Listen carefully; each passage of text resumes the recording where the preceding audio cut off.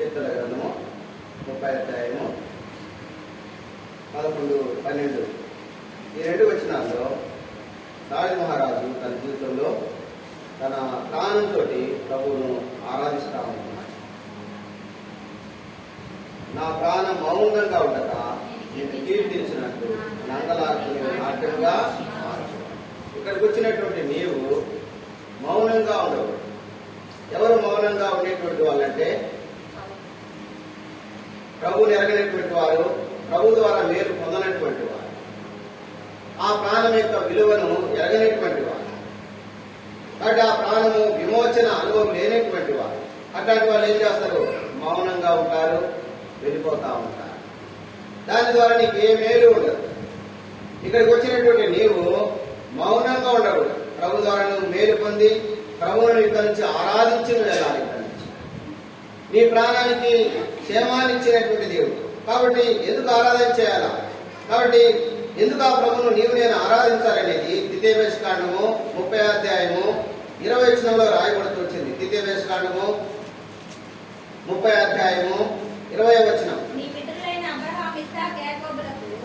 ఆయన ప్రమాణము చేసిన దేశములో మీరు నివసించినట్లు యెహోవాయే నీ ప్రాణమునకును నీ దీర్ఘాయుష్నకును మూలమై ఉన్నాడు. ఎందుకు ఆ ప్రభువును ఆరాధించాలంటే నీ ప్రాణానికి మూలమైన, అందుకనికే ప్రభువును ఆరాధించాలి. నీ ప్రాణానికి మూలము, నిన్ను పుట్టించింది ఆయనే, నీకు ప్రాణం ఇచ్చినటువంటి దేవుడు ఆయనే, నిన్ను నేటి దినం వరకు కూడా బ్రతికిస్తున్నటువంటి దేవుడు ఆయనే. నాకేం చేసినాడండి దేవుడు అంటారు. నీ ప్రాణానికి మూలం, నీ ప్రాణానికి మూలం ఆయన. కానీ నేటి దినం వరకు కూడా భూమి మీద నీవు నేను బ్రతికున్నామంటే, ఆత్మీయంగా బ్రతికున్నాం, శారీరకంగా బ్రతికున్నామంటే నీ యొక్క నా యొక్క ప్రాణానికి ఆయన మూలం ఆయన. కాబట్టి అందుకని దావీదు తన జీవితంలో నా ప్రాణం మౌనంగా ఉండక ఎన్నో రకాలైనటువంటి పరిస్థితుల నుంచి దేవుడు తన ప్రాణాన్ని విమోచించినాడు. తన ప్రాణాన్ని విమోచించినటువంటి అనుభవం తనకు ఉంటుంది. అందుకనే నా ప్రాణమా నువ్వు మౌనంగా ఉండవద్దు, నా ప్రభు ఎన్నో మేలు చేసినాడు, వాటన్నిటి కొరకై నువ్వు మౌనంగా ఉండక ఆయన కీర్తించు, ఆయన గణపరచు. దాని కొరకే నేటి దినం వరకు కూడా నేను భూమి మీద సజీవంతో వచ్చింది. అందుకనే ఆ ప్రాణానికి మూలమైనటువంటి ఆ ప్రభువును నీవు నేను కూడా తప్పక ఆరాధించాలి. కాబట్టి అందుకనే ఇంకా మనం చూస్తున్నప్పుడు దేవుని వాక్యంలో మన ప్రాణము ఎలా ఉంటుంది అనేటువంటి విషయాలు ఇక్కడ మనం చూస్తున్నప్పుడు రండి కొన్ని వచనాలు ఇక్కడ మనం జ్ఞాపకం చేసుకుంటాం. కొన్ని వచనాలు రండి 31వ అధ్యాయము 9వ వచనం. కీర్తన గ్రంథము 31వ అధ్యాయము 9వ వచనం.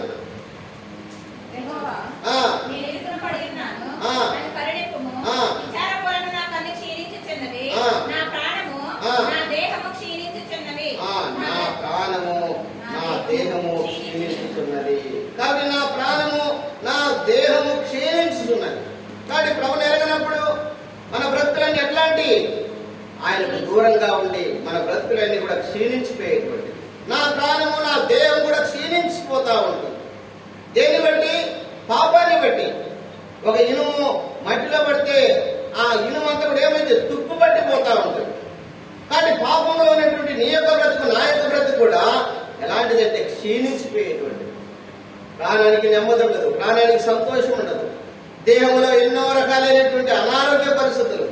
కాబట్టి పాపం ఏం తీసుకొస్తుంది? నీ ప్రాణంలో సంతోషం లేకుండా చేస్తుంది, నీ దేహాన్ని పాడు చేస్తుంది. కాబట్టి దేవునితో సంబంధం లేనటువంటి నీ యొక్క బ్రతుకు నా యొక్క బ్రతుకులో కూడా నీవు నేను కూడా ఒకప్పుడు అలాంటి వారి మన ప్రాణం అంతా కూడా క్షీణించిపోతూ వచ్చింది. కీర్తన గ్రంథంలో ఇంకా మనం చూస్తున్నప్పుడు రండి 116వ అధ్యాయం. కీర్తన గ్రంథము 116వ అధ్యాయము. కీర్తన గ్రంథము ఇంకా ఎక్కడుందంట మన ప్రాణము? 116వ అధ్యాయం 3వ వచనం.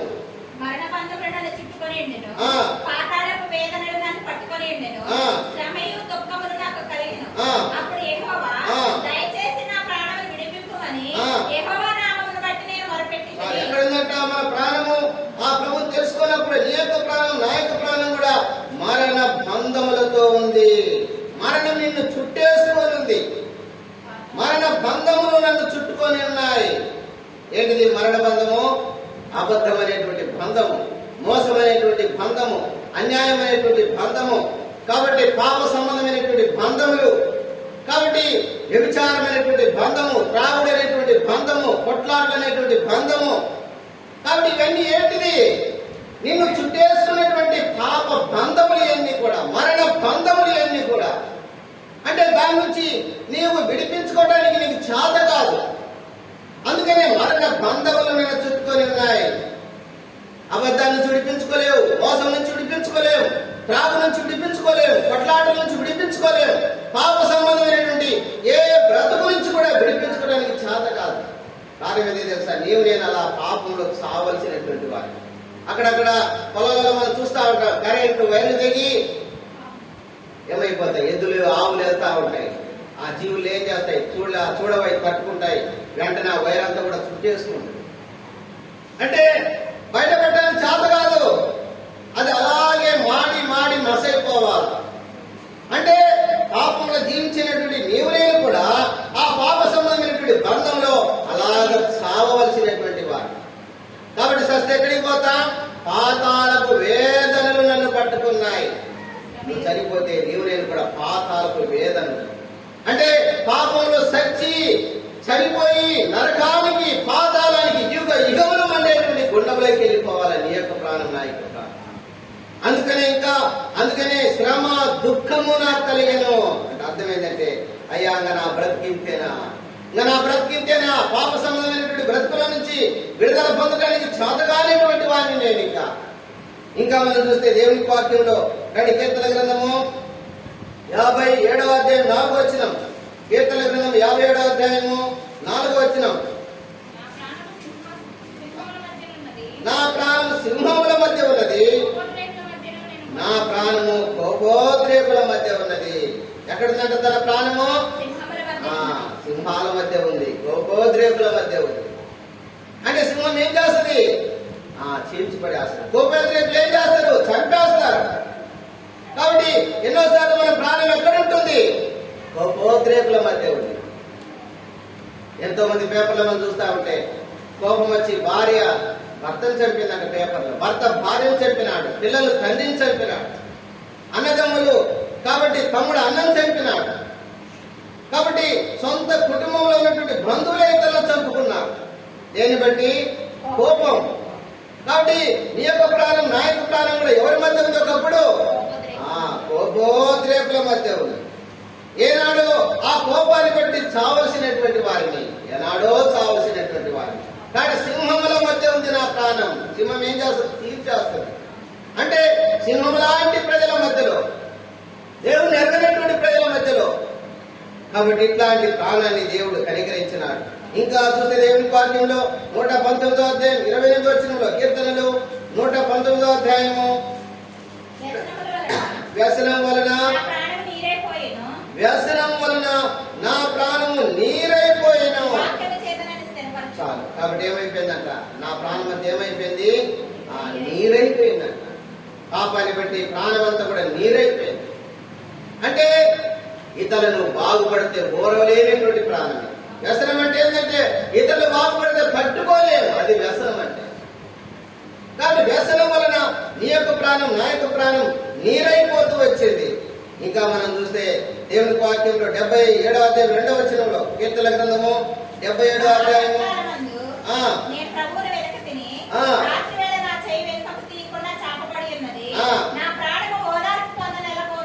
నా ప్రాణము ఓదార్పు పొందనల్లకున్నది. ఎట్లుందట మన ప్రాణము? ఓదార్పు అనేది లేదు. రాత్రంతా కూడా దుఃఖం. కాబట్టి మన ప్రాణం అంతా కూడా ఎట్లుంటుంది? రాత్రంతా కూడా నా ప్రాణం దుఃఖంతో ఉంది. పాపాన్ని బట్టి ప్రాణానికి ఓదార్పు ఉండదు. పాపాన్ని బట్టి దుఃఖము, పాపాన్ని బట్టి వ్యసనము, పాపాన్ని బట్టి క్షీణత, పాపాన్ని బట్టి ఇక్కడ చూస్తే సింహం మధ్య, కోపోద్రేకుల మధ్య, పాపాన్ని బట్టి ఇంకా ఎన్ని రకాలైనటువంటి పరిస్థితులు. ఇంకా 127వ అధ్యాయం 4వ వచనంలో, 127వ అధ్యాయం 4వ వచనము, కీర్తనలు 127వ అధ్యాయం 4వ వచనం, 127వ అధ్యాయము 4వ వచనం చదవమ్మా.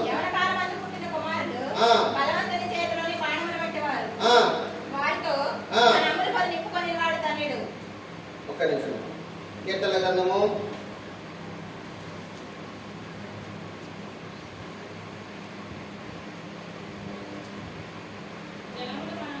124వ అధ్యాయము 124వ అధ్యాయం మనుషులు మన మీదకి లేచినప్పుడు 7వ వచనం.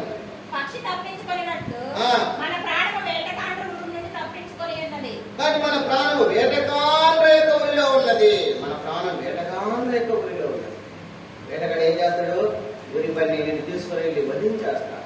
కానీ పక్షులు ఏం చేస్తాడు? వేటగాడు వాడికి అవసరమైన గింజలు వేస్తాడు. అపవాది నీ కొరకు నా కొరకు అనేక రకాలైనటువంటి గింజలు చల్లింది. పట్టుకున్నది మెడ మీద కత్తి తీసుకొని ఇచ్చి పెట్టింది. ప్రేమ కలిగిన దేవుడు మన ప్రాణాన్ని కాపాడటానికి లోకానికి వచ్చినాడు. నీవు నేను చేసినటువంటి పాపములన్నిటి కొరకే ఆ ప్రభు శిలువలో తన ప్రాణాన్ని త్యాగం చేసినాడు. ఎందుకు? నీ యొక్క ప్రాణం నా యొక్క ప్రాణం దేవుని దృష్టిలో అంత విలువైనటువంటిది.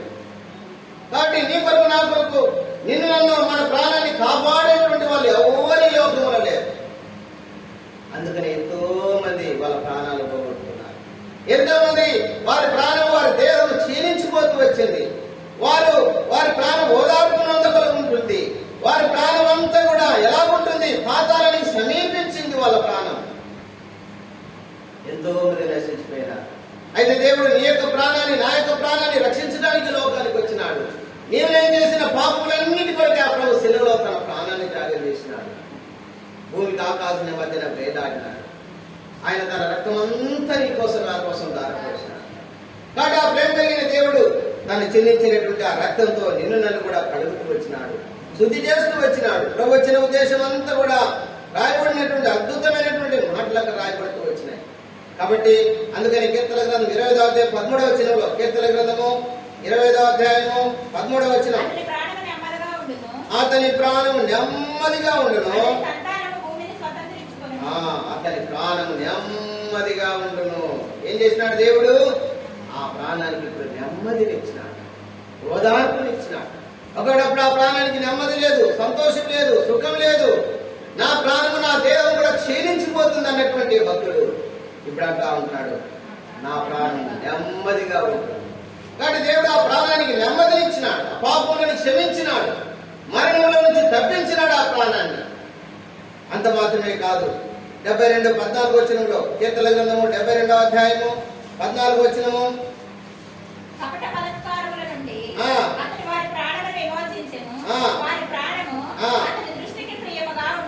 అతని దృష్టికి ప్రియమైందిగా ఉంటుంది. నీ యొక్క ప్రాణం నా యొక్క ప్రాణం దేవుని దృష్టి ఎట్లాంటిదట? ప్రియమైనటువంటి ప్రాణం. అంటే ఎట్లా మన ప్రాణాన్ని దేవుడు ఎట్లా కాపాడుతున్నట్ట? కానీ కీర్తన గ్రంథంలో, కీర్తన గ్రంథము 121వ అధ్యాయము 121వ అధ్యాయము 7వ వచనం, ఏ అపాయము రాకుండా యెహోవా నిన్ను కాపాడు.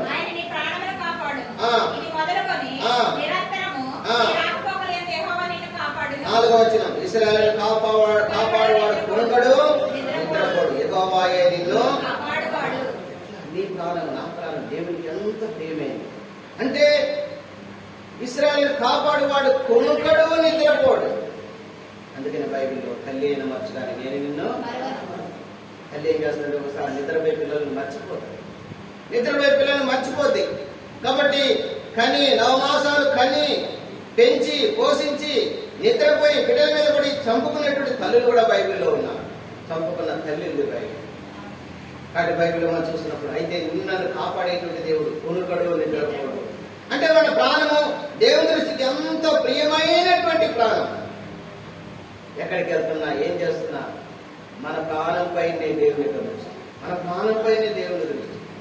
అపవాది అనేక రకాలుగా నీ ప్రాణం మీద నా ప్రాణం మీద దాడి చేయడానికి చూసినప్పటికీ కూడా దేవుడు మన ప్రాణం ఎంత ప్రియమైందిగా ఎంచుతా ఉంటున్నాడు. కాబట్టి అందుకని మన ప్రాణం దేవుని దృష్టికి ఎంతో ప్రియమైనటువంటి. అందుకని నేటి దినం వరకు కూడా కాపాడబడుతూ వచ్చినాం, క్షేమంగా ఉండగలుగుతూ వచ్చినాం. మరణ సమయంలో ఎంతమంది ప్రాణాలు కోల్పోయినారు. కాబట్టి నీ యొక్క ప్రాణం నా యొక్క ప్రాణం దేవుని దృష్టికి ఎంత ప్రియమైంది. ఎందుకు? ప్రభువును ఆరాధించడానికి. నా బిడ్డ నన్ను ఆరాధిస్తుంది, నా బిడ్డ నన్ను గణపరుస్తుంది, నా బిడ్డ మౌనంగా ఉండదు, నా బిడ్డ నా సన్నిధికి వచ్చి నన్ను గణపరుస్తుంది తన ప్రాణంతో. అందుకని దావీదు, నా ప్రాణమా ఆయన చేసిన ఉపకారంలో దేనిని మరవదు. కాబట్టి ఆ ఉపకారాలన్నీ కూడా మర్చిపోవడం లేదు భక్తుడు. ప్రభువును ఆరాధిస్తూ వచ్చినాడు. ఇంకా మొదటి సమూయేలు గ్రంథం 25వ అధ్యాయం 9వ వచనంలో, మొదటి సమూయేలు గ్రంథము 25వ అధ్యాయము 9వ వచనం. మొదటి సమూయేలు గ్రంథము 25వ అధ్యాయము వచ్చి ఆ. అతని పేరు చెప్పి ఆ. ఆ మాటలను నాబాలుకు తెలియజేసి కూర్చుండగా, ఆ. నాబాలు ఆ. దావీదు ఎవడు, ఆ. యెష్షయి కుమారుడు ఎవడు, ఆ. తమ యజమానులను విడిచి పారిపోయిన దాసుడు 25, 29. మొదటి సమూయేలు గ్రంథము 29. ఆ. నీ ప్రాణం నీటికైనను, ఆ. ఎవడైనా ఉద్దేశించుకొనెడలా, ఆ. నా ఎదుట వాడవలె నీ నీ ప్రాణము, ప్రాణము నీ దేవుడైన యెహోవా ఎదుట జీవపు మూటలో కట్టబడెను. నీ దేవుడైన యెహోవా ఎదుట జీవపు మూటలో కట్టబడును. ఎక్కడిది నీ ప్రాణం? నా ప్రాణం దేవుడి యొక్క జీవపు మూటలు.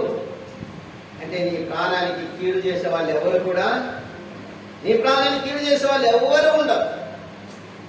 దేవుడి యొక్క జీవపు మూటలో నీ ప్రాణం కట్టబడుతూ వచ్చింది. నీ ప్రాణం ఎంత విలువైనదిగా దేవుడు చూసినాడు. అందుకని ఈ ఉదయకాల సమయంలో కాబట్టి ఆయన పిల్లలమైనటువంటి నీవు నేను కూడా మన ప్రాణం మౌనంగా ఉండకూడదు, మౌనంగా ఉండకూడదు. కాబట్టి ప్రభుని ఆరాధించడానికి నీ యొక్క ప్రాణము నా యొక్క ప్రాణం రక్షించుకున్నాడు, నెమ్మదిని కలుగజేసినాడు. మన ప్రాణం దేవుని దృష్టికి ఎంతో విలువైంది. అందుకని నేడు దినం వరకు కూడా కాపాడబడుతూ వచ్చినాం. మన ప్రాణం దేవుని దగ్గర ఉన్నటువంటి జీవపు మూటలో మన ప్రాణం కట్టబడ్డది.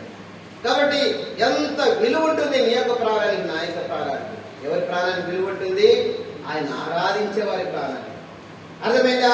ఆయన ఆరాధించకుండా, ఆయన గణపరచకుండా, ప్రభువును మహిమపరచకుండా నిన్ను నీవు ఆరాధన చేసుకొని, నిన్ను నీవు గణపరచుకొని, మనుషులను గణపరిచి వెళ్ళిపోతే నీ ప్రాణానికి విలువ ఉండదు. నీ ప్రాణము దేవుని దృష్టికి ఎంత విలువైంది. ఎవరి ప్రాణము? ఆ ప్రభువును ఆరాధించేటువంటి వారి ప్రాణం. ఈ ఉదయకాలం ఆయన ఆరాధించేటువంటి ప్రాణంగా నీది ఉంటుందా? లేకుంటే మనుషులను గణపరిచే ప్రాణంగా ఉంటుందా? లోకాన్ని గణపరిచే ప్రాణంగా ఉంటుందా?